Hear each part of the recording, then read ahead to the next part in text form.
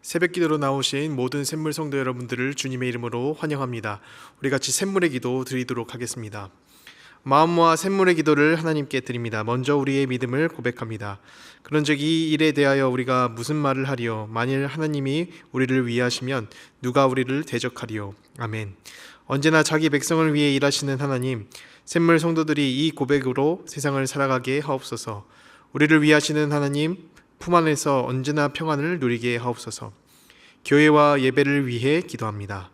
주께 힘을 얻고 그 마음에 시온의 대로가 있는 자는 복이 있나니 그들이 항상 주를 찬송하리이다. 아멘. 우리의 힘이 되시는 하나님, 샘물 성도들의 마음이 예배를 향하게 하시고 언제나 예배를 소망하게 하옵소서. 세상에서 가장 존귀한 자리, 예배를 기다리는 샘물이 되게 하옵소서. 목장과 성도들을 위해 기도합니다. 모든 것을 참으며 모든 것을 믿으며 모든 것을 바라며 모든 것을 견디느니라. 아멘. 참된 사랑을 보여주신 예수님, 샘물의 목장이 그 사랑 안에 세워지게 하옵소서. 감정으로만 들끓는 세상의 사랑이 아니라 인내와 소망을 품는 사랑, 서로의 곁을 끝까지 지켜주는 예수님을 닮은 사랑을 하게 하옵소서. 다음 세대와 청년을 위해 기도합니다. 여호와를 의뢰하고 선을 행하라. 땅에 머무는 동안 그의 성실을 먹을거리로 삼을지어다. 아멘. 손이 수고한 대로 복 주시는 하나님, 샘물의 청년들이 그 하나님을 소망하게 하옵소서. 험한 곳에 시간과 열정을 쏟기보다 여호와를 의뢰하며 선을 행하게 하옵소서. 성실을 먹을거리로 삼는 샘물의 다음 세대가 되게 하옵소서. 나라와 선교를 위해 기도합니다. 깊도다 하나님의 지혜와 지식의 풍성함이여 그의 판단은 헤아리지 못할 것이며 그의 길은 찾지 못할 것이로다. 아멘. 예수 그리스도를 통해 세상을 구원하시기를 원하시는 하나님, 복음을 위해 수고하는 선교사님들의 삶을 가장 탁월한 방법으로 인도하여 주옵소서. 나라와 민족을 위해 기도합니다. 대한민국이 하나님을 두려워하는 나라가 되게 하시고 위정자들이 하나님의 기뻐하시는 자들로 세워지게 하옵소서. 모든 순간 우리의 목자가 되시는 예수님의 이름으로 기도드립니다. 아멘.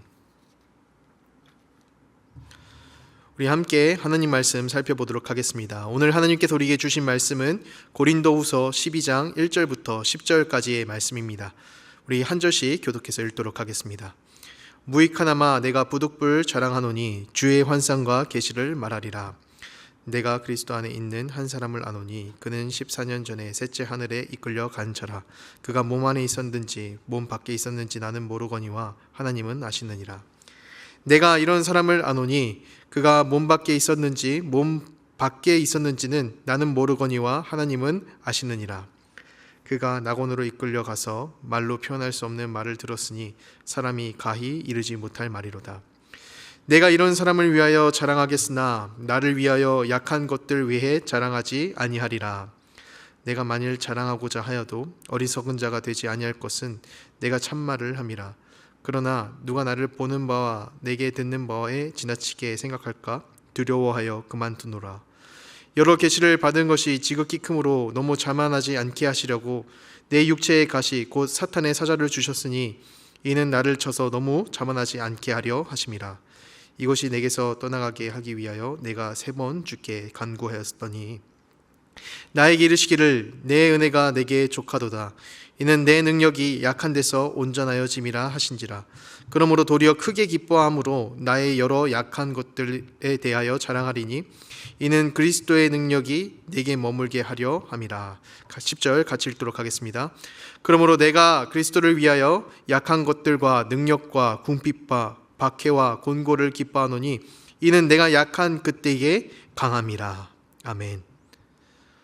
오늘 우리가 함께 받을 말씀은 주님을 의지하는 삶입니다. 성도의 삶에 대해선 다른 것을 의지하는 것이 아니라 주님만을 의지하는 것이 굉장히 중요한데요. 오늘 말씀에서도 바울도 자신의 그 연약한 상황 가운데서 강한 능력으로 역사하시는 주님을 의지한다라고 고백하고 있습니다. 온전히 주님만을 의지하게 될 때 하나님의 능력이 삶에 함께하기 때문이죠. 이처럼 주님을 의지하는 삶에는 하나님의 강한 능력이 임하게 되고 깊게 동행하는 삶이 되게 됩니다. 오늘 바울이 고백하는 내용을 통해 주님을 의지하는 삶은 어떤 삶인지 함께 묵상하고자 합니다. 그렇다면 주님을 의지하는 삶은 어떤 삶인가? 첫 번째는 자랑을 멀리하는 삶입니다. 자랑을 멀리하는 삶. 우리가 어떤 것을 자랑하게 되면 보통 나를 나타내게 되는데요. 내가 드러나는 영역이 커질수록 주님이 드러나는 영역이 줄어들기 때문에 자랑은 주님을 온전히 의지하는 것에 있어서 방해가 됩니다. 그렇기 때문에 주님을 의지하는 삶을 살기 위해서는 나의 그 자랑을 멀리해야만 합니다. 바울을 하나님께서 이끌어서 낙원과 그 3층천을 보았다고 이야기를 합니다. 이 땅에 살아있는 동안 그 누구도 경험해 볼 수 없는 엄청난 영적인 체험을 하나님께서 바울을 통하여 경험하게 하신 것이죠. 당시 이런 영적인 체험을 하는 경우에는 사람들에게 인정을 받았습니다. 하나님께 선택받은 사람이라고 생각이 되어서 굉장히 높은 영적인 지도자로 인정을 해 주셨어요. 그런데 바울은 자랑하지 않았습니다. 우리 5절 함께 보도록 하겠습니다. 내가 이런 사람을 위하여 자랑하겠으나 나를 위하여는 약한 것들 외에 자랑하지 아니하리라. 그 누구보다 해본 적이 없는 천국 경험을 주님께서 경험하게 해주셨는데 바울은 이 체험을 자신이 충분히 말할 수도 있었지만 일부러 자랑하지 않았다라고 합니다. 자랑하는 것이 자신을 자만하게 만들 수 있었다는 것을 알았기 때문입니다. 우리 7절 상반부 말씀인데요. 여러 계시를 받은 것이 지극히 크므로 너무 자만하지 않게 하시려고. 사랑하는 성도 여러분, 이처럼 주님을 온전히 의지하는 삶을 살기 위해서는 나의 어떤 것을 자랑하고자 하는 마음을 멀리해야 됩니다. 나의 어떤 잘남이 드러날수록 하나님을 의지하려는 마음이 나를 의지하는 마음보다 작아지기 때문입니다. 작년 가평 쪽으로 이제 여행을 간 적이 있었습니다. 가평에서 제가 운전병으로 군 생활을 했기 때문에 그 길과 그쪽 지리에 대해서는 누구보다 잘 안다라고 그렇게 자신했었습니다.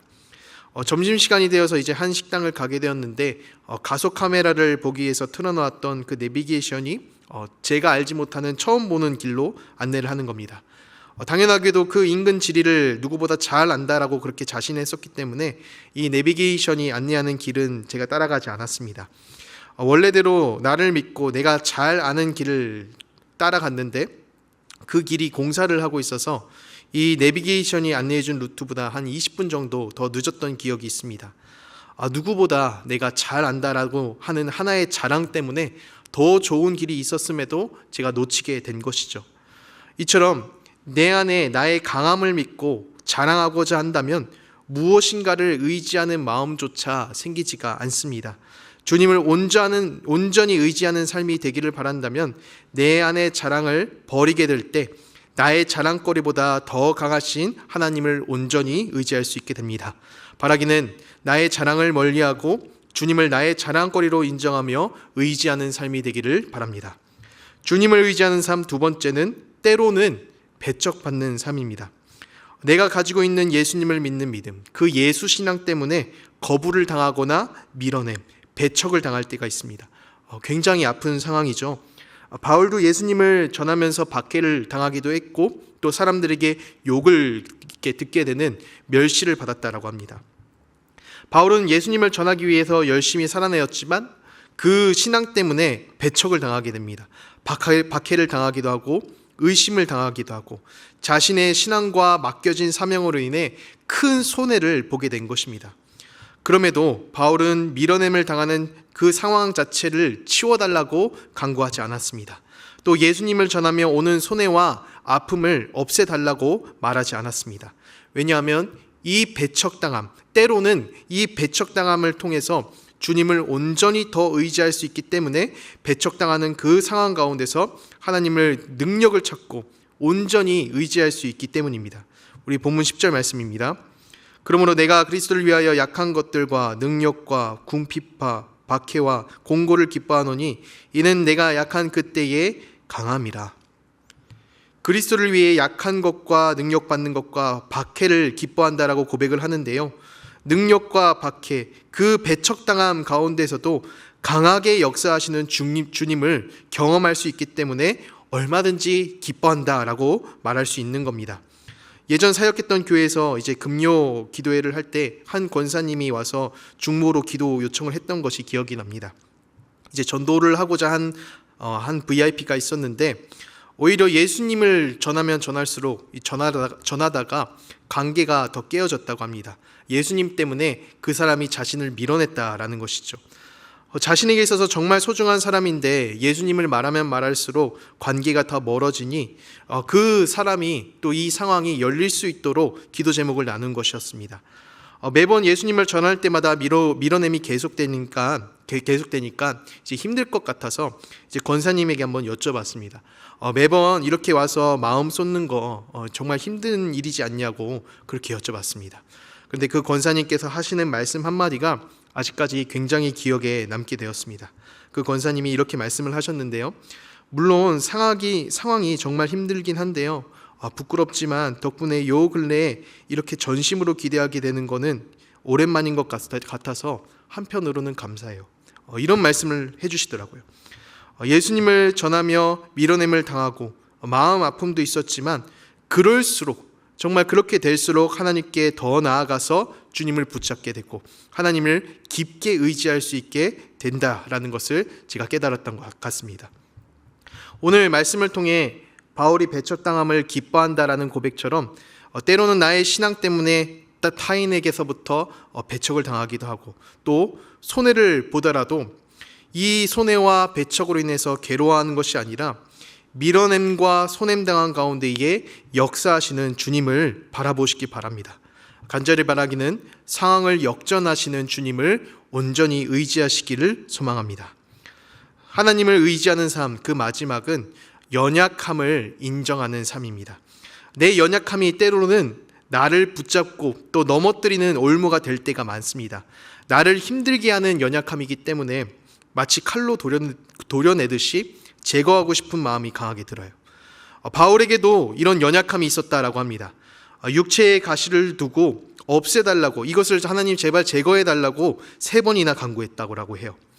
육체의 가시라는 이제 본인의 그런 연약함 때문에 때로는 사역에 지장이 있었을 때도 있었을 것이고 또 남에게도 본인의 약함을 말하기가 어려웠을 것입니다. 그래서 하나님께 간구하며 기도한 것 같습니다. 주님, 나를 넘어뜨리는 이 올무와 같은 육체의 가시, 나의 이 연약함을 주님 없애주세요. 바울이 자신의 연약함을 두고 없어지기를 간구했던 것처럼 우리는 내가 해결할 수 없는 연약함을 두고 하루빨리 사라지기를 기도합니다.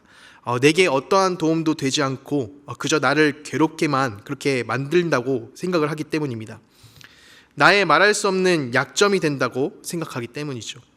그런데 때로는 이 연약한 모습이 단순히 나를 괴롭게만 하는 것이 아니라 이 연약함으로 인해 주님을 더 깊게 의지할 수 있게 된다는 겁니다. 우리 본문 말씀 9절인데 우리 함께 보도록 하겠습니다. 나에게 이르시기를 내 은혜가 내게 족하도다. 이는 내 능력이 약한 데서 온전하여짐이라 하신지라. 그러므로 도리어 크게 기뻐함으로 나의 여러 약한 것들에 대해서 자랑하리니 이는 그리스도의 능력이 내게 머물게 하려 함이라. 약한 것이 강함이 된다. 어떻게 보면 역설적인 말이죠. 약함이 강함이 된다. 그런데 이 역설이 때로는 우리 신앙 가운데서 통할 때가 있다라는 거예요. 내가 약한 그때에 세상 그 누구보다 강하신 하나님을 온전히 의지할 수 있기 때문에 이것이 역전되어서 내가 강하게 된다라는 것이죠. 우리는 해결할 수 없는 나의 연약함을 마주할 때 내 옆에 아버지와 같이 더 강하신 분의 손을 꼭 잡게 됩니다. 어떤 한 아이가 아버지와 함께 매일 등굣길을 갔다라고 해요. 매일 같이 갔는데 한 골목길을 두고 아버지는 이제 회사 방향으로 가고 이 아이는 그 가장 학교로 가는 빠른 길인 골목길을 통과해서 등교를 했다라고 합니다.